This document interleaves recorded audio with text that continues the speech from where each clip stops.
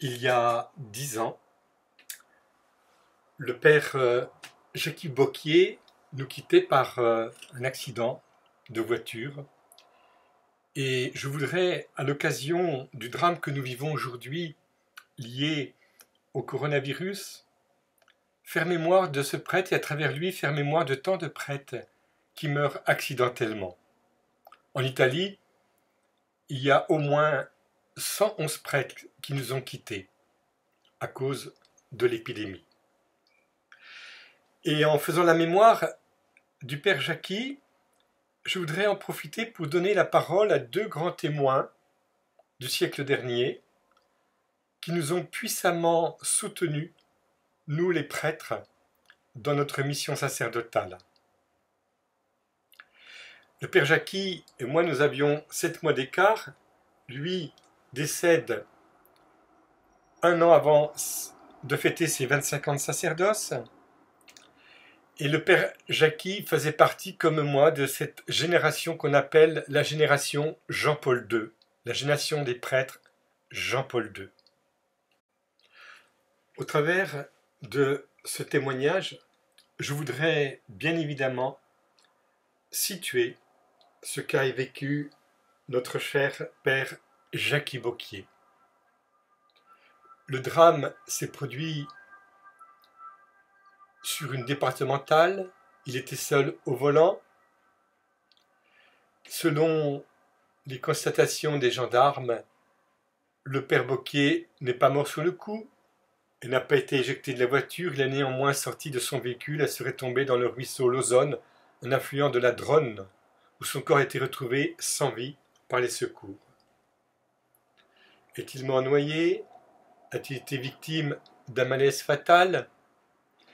L'annonce du drame a provoqué une vive émotion dans la communauté chrétienne charentaise.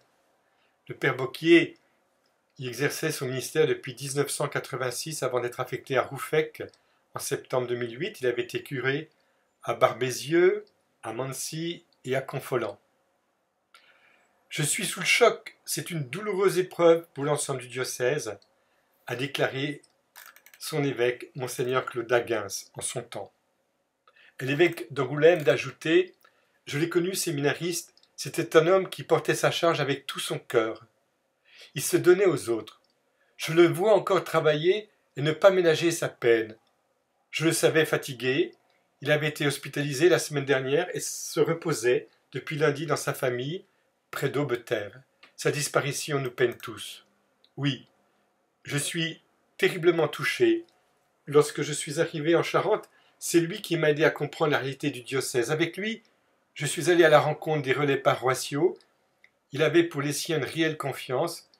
Il inspirait la fraternité. Soyons aujourd'hui solidaires dans cette même fraternité, dans la fraternité et dans la prière. Il nous est bon d'entendre la relecture que fait cet évêque suite à ce drame, et à travers ce que nous dit ce pasteur, nous pouvons penser à ces dizaines de prêtres qui nous ont quittés tout dernièrement liés à la pandémie et qui n'ont pas eu cette chance d'avoir des obsèques, comme le père Jackie Bocquier. Voici le témoignage de monseigneur d'Agens. Nous pouvons tous attester, chacun à notre manière, que le père Jackie Bocquier, cet homme devenu prêtre, a été comme un écho vivant de la parole et de l'appel du Christ Jésus, qui demeure pour nous tous. Aimez-vous les uns les autres, comme je vous ai aimé. Le père Bocquier nous met tous devant la réalité, le mystère de la mort, avec ce que cette réalité peut avoir de brutal et d'incompréhensible. Car nous ne pouvons pas nous empêcher de nous interroger et de poser des questions qui restent sans réponse. Pourquoi si tôt? Pourquoi de manière si brutale, Seigneur? Nous ne pouvons pas nous empêcher de ressentir devant cet événement l'impression d'une vie humainement inachevée. Cet homme devenu prêtre, Jackie Bocquier, nous a été donné comme un témoin de Dieu, de sa bonté, de son attention, de sa patience, de sa miséricorde. Et comme un serviteur du Christ et de son corps vivant, que nous apprenons à former à longueur de vie, j'atteste, parce que je le connaissais depuis longtemps et que je l'ai découvert encore davantage en devenant évêque de ce diocèse, à la suite du père Rolle qu'il a ordonné prêtre et qui est là parmi nous, j'ai découvert que cet homme devenu prêtre était et a été jusqu'au bout un serviteur infatigable de la communion de l'Église et de l'amitié dans l'Église. Et de l'Église comprise et vécue non pas comme une organisation plus ou moins compliquée ou affaiblie, mais comme un organisme vivant, la vigne, les sarments et la vie, la même vie de fraternité venant de Dieu qui doit circuler à l'intérieur de cet ensemble, de cet organisme vivant. Jackie Bocquier servait inlassablement avec chacun, avec chacune, la circulation de cette vie, avec ce charisme évident qui était sien, d'attention, de bonté, de patience. Il savait non seulement écouter, mais dire quand il le fallait, en particulier dans les moments de détresse, la parole qui console et qui soutient. Cette bonté naturelle qui aurait pu, à cause de sa sensibilité si vive, le river à l'immédiat des personnes et de leur sensibilité, ne l'empêchait pas en même temps de pratiquer des relations larges et même très larges. Le diocèse de Koudougou, les prêtres africains. Hier soir, l'évêque de Koudougou, monseigneur Basile Tapsoba, m'a appelé pour dire qu'il partageait notre prière ce matin. Et puis, sa capacité d'aller au-delà des frontières de l'Église, qui ne sont pas si rigides d'ailleurs. Il pouvait aller dans les communes à la rencontre des élus locaux, tout en y rassemblant les relais paroissiaux. Les témoins ici en sont innombrables. Ses relations allaient jusqu'à Rome, au secrétaire du pape Jean-Paul II. Sans oublier ses amis chasseurs du sud du département, qu'il était si heureux de retrouver. Il a été pour moi-même, comme évêque, un grand témoin de ce que nous appelons dans notre diocèse le déploiement pastoral, c'est-à-dire simplement le souci, le désir, la joie d'une vie chrétienne élargie qui ne se replie pas, mais qui se déplie, qui se déploie. Il était l'homme de la communion dans l'Église, dans cette Église de Charente qu'il a servi jusqu'aux dernières heures, puisque l'autre soir encore, au téléphone, il me parlait de l'installation prévue le 30 mai d'une équipe d'animation pastorale à la suite des relais paroissiaux. Il ne suffit pas d'être rapprochés les uns des autres pour comprendre ce qui demeure le secret de vie et de don d'un homme devenu prêtre. Les paroles de l'apôtre Paul, je les redis ici au nom, en la personne même, du père Jackie Bocquier. Il a vécu la Pâque du Christ. Nous subissons l'épreuve, mais nous ne sommes pas écrasés. Dans des impasses, mais nous arrivons à passer. Terrassés, mais non pas anéantis. Sans cesse, nous portons dans notre corps la mort, l'agonie de Jésus, afin que la vie de Jésus soit manifestée dans notre corps, dans votre corps. Cela nous est dit par ce prêtre qui vient de nous quitter brutalement. Ne cherchez pas parmi les morts celui qui vit de la force de la résurrection du Christ. Voici, je fais toutes choses nouvelles, dit le Seigneur. De mort, il n'y en aura plus. De pleurs, de cris et de tristesse, il n'y en aura plus. L'ancien monde s'en est allé. Seigneur, fais que Jackie Bocquier, prêtre, pasteur, inlassablement attentif à chacun, nous apprenne à recevoir en nous un peu de cette liberté, de cette bonté, de cette confiance que tu lui as donnée. De tout notre cœur, dans la peine et dans l'espérance, nous te rendons grâce pour lui, qui demeure avec nous, un compagnon de route. Quel bel éloge de la part d'un évêque. Et aujourd'hui, en la basilique Saint-Jean-de-Latran, vide à cause de la pandémie, l'idée m'est venue donner la parole pour le Père Jacqui, mais aussi pour tant de prêtres qui nous ont quittés, à deux grands témoins du siècle dernier. Je voudrais donner la parole au Père Raymond Alter, qui avait ce charisme de guérison, et tant d'autres aussi, mais comme le Père Jacqui, plein de bonté. Et puis, une laïque cachée, qui priait, qui s'offrait, qui nous confiera comment elle exprimait son offrande. Et nous terminerons ensuite par une bénédiction. Bonne découverte. Et c'est vrai que la question de la médiation, elle est au cœur de notre vie sacerdotale et de notre ministère sacerdotal. Et que nous sommes, nous, des médiateurs à travers tout ce que nous faisons, tout ce que nous agissons. Mais précisément, médiateur, ça veut dire que n'est pas nous qui sommes la source. Et ce n'est pas nous qui sommes l'aboutissement. Nous sommes des canaux par lesquels le Seigneur vient rejoindre aujourd'hui hic et nunc ces personnes, que nous sommes toujours dans le temps de l'incarnation et que Dieu, en Jésus-Christ, venait rencontrer les hommes concrètement sur terre.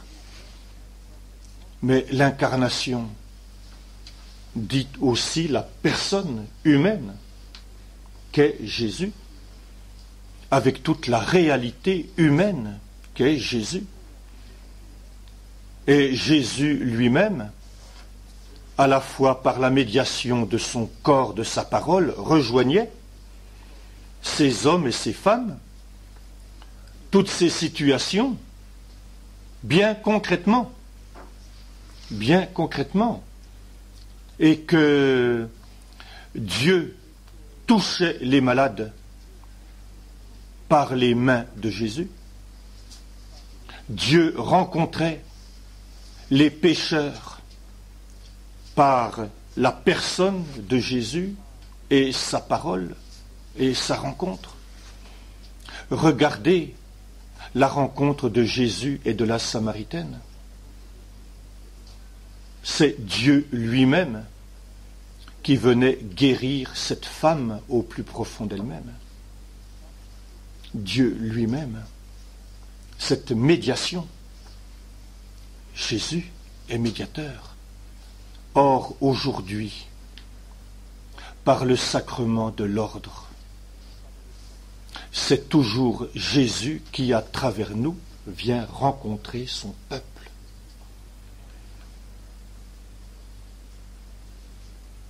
Et nous sommes des canaux de l'action de Jésus. Nous sommes toujours dans le temps de l'incarnation. La difficulté avec le charisme, c'est que souvent, nous considérons le charisme comme un pouvoir que l'on aurait, comme une sorte de puissance que l'on aurait. Mais le prêtre n'est pas un magicien. Le prêtre n'est pas un guérisseur. Le prêtre n'est pas un magnétiseur. Le prêtre, il est simplement un homme totalement au service de Dieu, au service de Jésus, qui agit aujourd'hui à travers lui, par l'Esprit Saint et par les outils de l'Esprit Saint. Et par les outils de l'Esprit Saint. Et il doit être tellement, justement, libéré de tout sentiment d'appropriation, de tout ce qui pourrait être possession, même si à travers lui, il y a une parole de connaissance qui passe à travers ce qu'il a dit et qui vient révéler à cette personne qui est là ce qui se passe au fond de son cœur. Il n'est pas propriétaire de cette parole de connaissance. Et ça ne veut pas dire que parce qu'aujourd'hui il a donné cette parole, ça ne veut pas dire que demain il en aura une autre. Ça ne veut pas dire qu'il a un pouvoir, et il n'en a pas. Il n'y a que Jésus qui a cette puissance par son esprit. Ce n'est pas parce que, à la suite de la prière du prêtre, la personne a été guérie, que le prêtre est un guérisseur. Ça signifie simplement qu'à travers, comment je dirais, ce branchage qui a été fait par la prière, elle a mis en relation la personne avec son Seigneur et Créateur. Le prêtre est là comme instrument de médiation. C'est tout. Et ça ne veut pas dire qu'il est un guérisseur. Seul Jésus guérit. Seul Jésus guérit. Ce n'est pas la prière qui guérit. Ce n'est pas les gestes que l'on fait qui guérit. Ce n'est pas la personne qui guérit. C'est uniquement Jésus. Il est Père, nous n'oublions pas qu'il est Père. Et qu'un Père est là pour faire ce que son enfant ne peut pas faire. Laissons le travail du Père se réaliser en nous. C'est tout le mystère de l'incarnation, finalement, ce Dieu Trinité qui se montre aux hommes. Eh oui.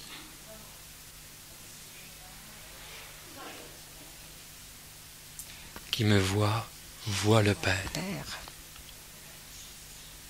Alors que Jésus puisse continuer à travers nous le redire, ça. Hein. Qui me voit, voit le Père.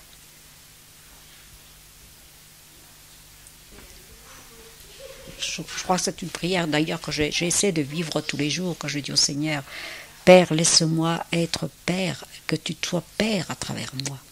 Et c'est vrai, hein, parce que Dieu n'a pas d'autre main, pas d'autre cœur pour exercer sa paternité qu'à travers nous.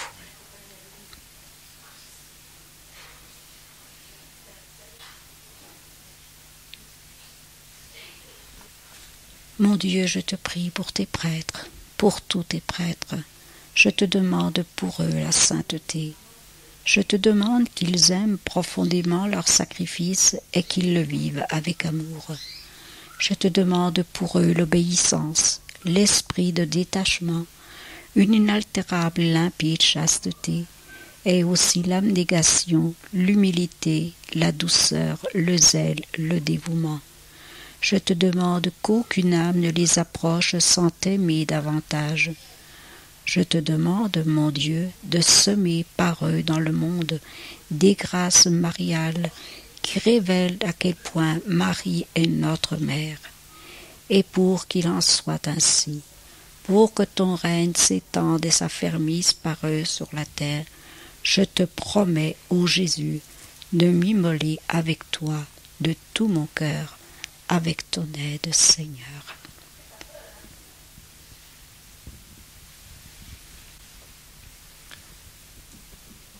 Oui, Seigneur, je suis témoin de cette prière et je voudrais pouvoir répondre par ma vie, par mon sacerdoce, si telle est ta volonté, dans la totalité de mon existence, afin que cette prière soit exaucée aujourd'hui, à travers mon oui, Je te bénis, Seigneur, pour la prière de Denise qui me précède dans ce oui, dans cette aventure du sacerdoce. Je te bénis, Seigneur, pour que une multitude puisse chanter tes merveilles.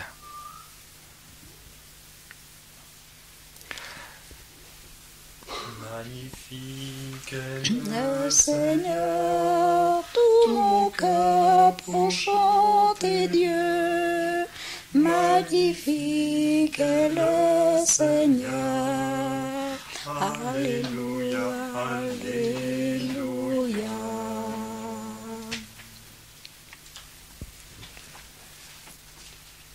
Nous sommes à Saint-Jean-d'Atran, dans cette magnifique basilique où, depuis des siècles, les franciscains ont la mission de représenter le pape pour donner le sacrement de la réconciliation. Et je voudrais rendre grâce au Seigneur pour tous les prêtres qui se sont investis dans ce sacrement, et particulièrement pour ce fameux prêtre dont on fête les 10 ans, afin que cette famille sache combien le Seigneur a donné toute une mesure de sa grâce, parce que cette incarnation qui se poursuit à travers le sacerdoce ministériel, c'est Dieu présent dans les mains du prêtre, dans le regard du prêtre, ces mains qui bénissent. Et c'est avec ces mains qui bénissent que je voudrais bénir cette famille qui m'a sollicité pour rappeler le souvenir de ce cher prêtre. Au nom du Père, et du Fils, et du Saint-Esprit. Amen.